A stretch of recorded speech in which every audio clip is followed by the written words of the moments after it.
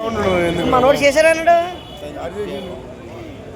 ఇప్పుడు on చేసానే ఎలాగొండ cinema ఎలా చెప్పయ్యా చెప్పయ్యా cinema Rakesh cinema ఎలా ఉంది అలా చెప్పనా రాకేష్ సినిమా సూపర్ ఉంది చూసి వచ్చాను అదిరింది అణు అణు అణుబాంబు లాగా దయ్యాలతోని పిచాచులతోని రాకేష్ తోని అదిరిపోయే లెవెల్లో సిస్టమ్ అంతా వేరే వేరేలాగా ఉంది.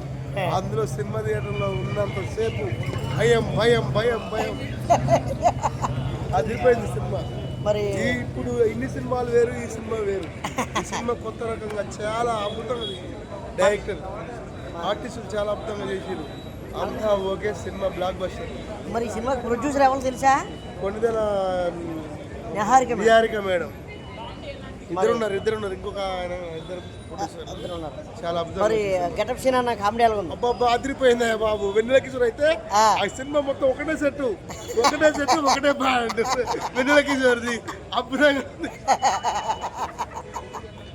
ఒక సెట్ ఒక ప్యాంట్ మీద సినిమా చేసిందంటే వెన్నెల కిషోర్ మాత్రమే అది సాధ్యమైంది.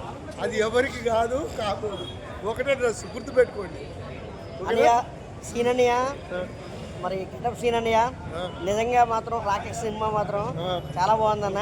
చాలా మన అన్న వచ్చాడు, మన మహారాజన నేను వచ్చాను చూడడానికి అన్నగారు. ఇక మా అన్నగారు పన్నెండు గారు వచ్చారు.